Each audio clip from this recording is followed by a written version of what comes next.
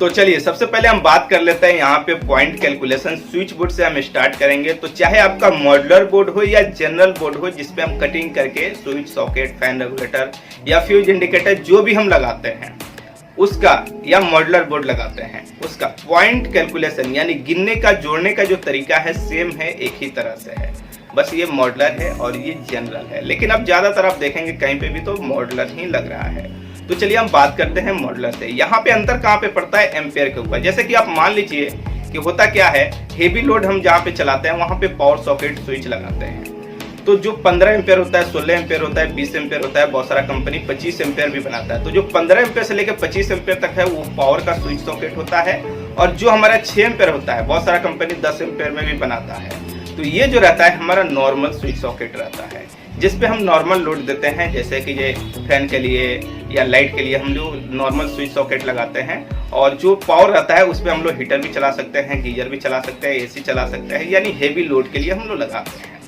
ये हो गया। अब यहाँ पे अंतर कैसे पड़ता है? जैसे कि मान लीजिए जो जनरल होता है, स्विच हो गया, सॉकेट हो गया, या फैन रेगुलेटर हो गया, इंडिकेटर हो गया, बहुत सारा कंपनी फ्यूज बनाता है, फ्यूज हो गया, इसका एक एक पॉइंट कैलकुलेशन किया जाता है। और जो 2 वे स्विच होता है उसका 2 पॉइंट गिनती होता है। लेकिन अगर मिनी एमसीबी लग रहा है तो उसका आपका 2 पॉइंट गिनती होता है। अब चलिए हम एग्जांपल के तौर पे आपको बतलाते हैं। यहाँ पे हमारे पास 18 मॉडल का एक बोर्ड है, आपका कोई भी साइज हो सकता है। इसमें जो है 16 स्विच लगे हुए हैं और 16 स्विच हमारा नॉर्मल है यानी 6 एम्पेयर का है। तो यहाँ पे 16 है तो 16 पॉइंट हो गया, क्योंकि सबको एक एक पॉइंट गिनेंगे। और यहाँ पे एक 5 पिन सॉकेट है, इसको भी पॉइंट में गिनेंगे। बहुत से लोग कहते हैं कि सॉकेट का पॉइंट नहीं होता है, लेकिन होता है। तो एक ये हमारा इस बोर्ड में टोटल 17 पॉइंट हो गया।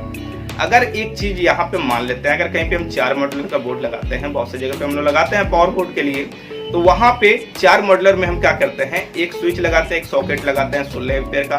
तो ये दोनों मिलके 3 पॉइंट आपका होगा। स्विच और सॉकेट 16 एम्पेयर का है, अगर एक जगह पे लगा हुआ है तो ये 3 पॉइंट होता है। और इंडिकेटर कभी भी एक ही पॉइंट गिनती होता है, चाहे वो कहीं पे भी लगे। तो इस बोर्ड में हमारा 4 पॉइंट हो गया। अगर यहीं पे हम इंडिकेटर नहीं लगाते हैं तो ये हमारा 3 ही पॉइंट होता है। एक चीज और बतलाते हैं, अगर कहीं पे हम 3 मॉड्यूलर बोर्ड लगाते हैं और इंडिकेटर नहीं लगाते हैं और 16 एम्पेयर का स्विच सॉकेट लगाए हैं तो 3 पॉइंट तो हुआ ही।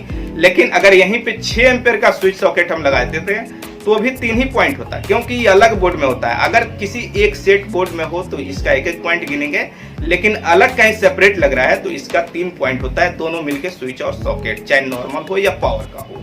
ठीक है, ये हो गया। अब चलिए हम बात करते हैं, यहाँ पे आप देखेंगे गौर से, एक हमारे पास 6 मॉड्यूलर का बोर्ड है, इसमें स्विच और सॉकेट 16 एम्पेयर का आप देख रहे हैं, इसका 3 पॉइंट हो गया। लेकिन एक और आपको 16 एम्पेयर का स्विच जो दिख रहा है, ये हम लगाए हैं एसी के लिए, और इसका सॉकेट अलग है, ऊपर है। स्प्लिट एसी का जो हम लोग लगाते हैं ना, तो वो सॉकेट अलग है। तो ये क्या होगा, आपका वो सॉकेट और ये स्विच दोनों मिलके 5 पॉइंट होगा, क्योंकि स्विच अलग है, सॉकेट अलग है।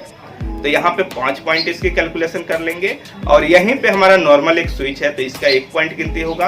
और यहाँ पे इंडिकेटर है हमारा, तो इसका भी 1 पॉइंट गिनती होगा। एक चीज हमेशा ध्यान में रखिएगा, एसी हो या गीजर हो, बाथरूम में भी यही होता है। क्या होता है, गीजर के लिए हम लोग सॉकेट अंदर डालते हैं और स्विच अलग डालते हैं। तो स्विच और सॉकेट ये दोनों मिलके 5 पॉइंट होता है। अगर ये हम 16 एम्पेयर का लगा रहे हैं यानी पावर लोड के लिए लगा रहे हैं, अगर नॉर्मल के लिए भी हम लगाते हैं, स्विच कहीं और है, सॉकेट कहीं और है, कंट्रोल कहीं और से हो रहा है, तो ये 5 पॉइंट ही होता है।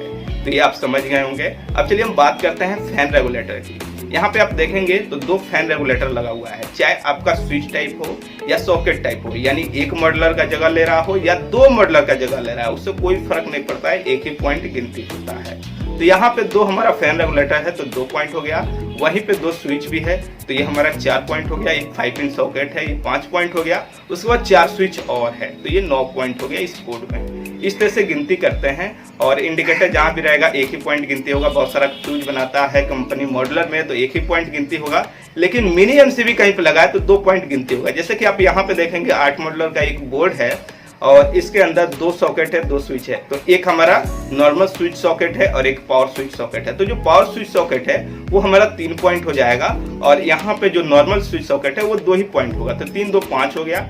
उसके बाद यहाँ पे मिनी एमसीबी एक लगा है, 5 2 7 पॉइंट हो गया। लेकिन यहाँ पे एक ब्लैंकर स्विच भी लगा है जिसे डम्मी स्विच हम लोग कहते हैं, बंद करते हैं, खाली जगह रहता है जहाँ पे स्पेयर रहता है तो हम क्या करते हैं, बंद कर देते हैं। तो इसका किसी भी तरह का पॉइंट नहीं होता है। अगर यहीं पे हम इंडिकेटर लगा देते तो ये पॉइंट हो जाता है। तो ये हो गया हमारा स्विच बोर्ड जो होता है उसके अंदर पॉइंट जोड़ने का और गिनने का तरीका।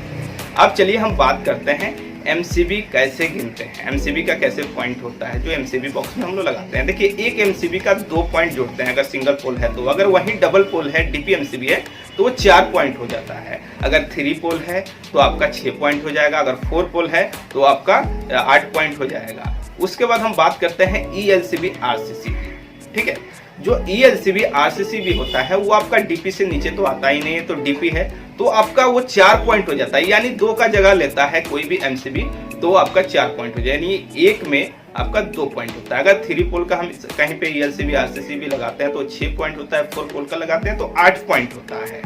ठीक है, कहीं पे अगर 10 एमसीबी टोटल हमारा लगा है डीपी और सिंगल पोल या ईएलसीबी आरसीसीबी मिल करके तो यहाँ पे 20 पॉइंट हो जाएगा। ठीक है, अब चलिए हम बात कर लेते हैं सर्किट ब्रेकर जो आता है एमसीसीबी। एमसीसीबी ज्यादातर 3 फेस में यूज होता है, लेकिन बहुत से जगह पे सिंगल फेस में भी यूज होता है। जैसे कि 30 एम्पेयर, 80 एम्पेयर, 100 एम्पेयर तक कहीं पे लग रहा है एमसीसीबी डीपी यानी डबल पोल का, तो वो 4 पॉइंट होता है। लेकिन 100 एम्पेयर से ऊपर आप देखेंगे ज्यादातर 3 फेस से यूज होता है, कहीं पे 3 पोल का लगेगा यानी सिर्फ 3 फेस होता है यूज, या तो 4 पोल का लगेगा जिसमें 3 फेस प्लस 1 न्यूट्रल यूज होता है। तो चाहे 3 पोल हो या 4 पोल हो, 100 एम्पेयर से लेकर के 200 एम्पेयर तक 10 पॉइंट होता है। एक चीज हमेशा ध्यान में रखिएगा, 125 एम्पेयर से लेकर के ऊपर जो रहता है 200 एम्पेयर, 400 एम्पेयर, जितना भी ऊपर आप जाते हैं एमसीसीबी, वहाँ पे एक पैनल के अंदर होता है और उस पैनल के अंदर बहुत सारे इंस्ट्रूमेंट लगे हुए हो सकते हैं, जैसे कि कंडक्टर भी होता है, बसवार भी होता है, चेंज ओवर स्विच होता है, ऑटोमेटिक चेंज ओवर स्विच होता है, रोटरी स्विच होता है, पैनल इंडिकेटर होता है, सीटी होता है, volt meter, ampere metre. MCB बहुत से इंस्ट्रूमेंट लगते हैं ज़रूरत के हिसाब से, लोड के हिसाब से। तो वो जो पैनल होता है वो पॉइंट के हिसाब से नहीं होता है, वो फिक्स अमाउंट होता है, जैसा पैनल होता है वैसा चार्ज होता है उसका, 10,000, 20,000, 50,000। तो इसका कोई अंदाज नहीं दिया जा सकता है। पैनल का जो काम होता है वो पॉइंट के हिसाब से नहीं होता है। अब चलिए हम बात करते हैं मेन स्विच। जो मेन स्विच होता है 32 एम्पेयर से नीचे, यानी 32 एम्पेयर, 16 एम्पेयर जो रहता है, अगर सिंगल फेस का हम कहीं पे लगा रहे हैं तो वो 3 पॉइंट होता है। 40 एम्पेयर से लेकर के 100 एम्पेयर तक अगर कहीं पे सिंगल फेस का मेन स्विच लगा रहे हैं तो वो 5 पॉइंट होता है। 100 एम्पेयर से ऊपर 200 एम्पेयर तक लगा रहे हैं तो वो 10 पॉइंट होता है। ये सिंगल फेस का हो गया। अगर यही 3 फेस का लगाएंगे तो ये डबल हो जाएगा, ट्रिपल नहीं होगा, हमेशा ध्यान में रखिएगा। अगर 32 एम्पेयर से लेकर के नीचे हम लगा रहे हैं 3 फेस में तो ये 6 पॉइंट हो जाता है। 40 से 100 तक लगा रहे हैं तो ये हमारा 10 पॉइंट हो जाता है, और 100 से ऊपर 200 एम्पेयर तक लगा रहे हैं तो ये 20 पॉइंट हो जाता है 3 फेस में। और सेम इसी तरह से चेंज ओवर स्विच होता है मैनुअल का, लेकिन ऑटोमेटिक चेंज ओवर स्विच का चेंज हो जाता है। जैसे ऑटोमेटिक चेंज ओवर स्विच जो रहता है 32 से नीचे अगर हम लगा रहे हैं तो वो 5 पॉइंट होता है सिंगल फेस का, और 3 फेस रहे तो ये 10 पॉइंट हो जाता है। उसी तरह से 40 से 100 तक अगर लगा रहे हैं ऑटोमेटिक चेंज ओवर तो 10 पॉइंट होता है सिंगल फेस का, लेकिन 3 फेस में आपका 20 पॉइंट हो जाता है। एक चीज हमेशा ध्यान में रखिएगा, 63 से ज़्यादा जनरली आप देखेंगे तो ऑटोमेटिक चेंज ओवर यूज नहीं होता है, क्योंकि ज़्यादा खराब होता है। कंडक्टर वाला अगर है तो वो सक्सेस होता है। ठीक है, ये हो गया आपका चेंज ओवर स्विच। अब बात करते हैं किट काट फ्यूज का। किट काट फ्यूज जो होता है 32 एम्पेयर से नीचे अगर आप लगा रहे हैं तो वो 2 पॉइंट होता है, और अगर आप 32 से ऊपर जैसे कि 63, 100 लगा रहे हैं तो ये आपका 3 पॉइंट होता है, और उसके ऊपर अगर 200 एम्पेयर लगा रहे हैं तो ये 5 पॉइंट होता है। उसके बाद आता है पैनल इंडिकेटर, बहुत से जगह पे लगते हैं मेन बोर्ड में, तो वो 1 ही पॉइंट गिनती होता है। तो इस तरह से पॉइंट की कैलकुलेशन कर सकते हैं। हमने हर तरह से कोशिश किया है आपको बताने के लिए। अगर आपको वीडियो अच्छी लगी तो लाइक कीजिए, शेयर कीजिए।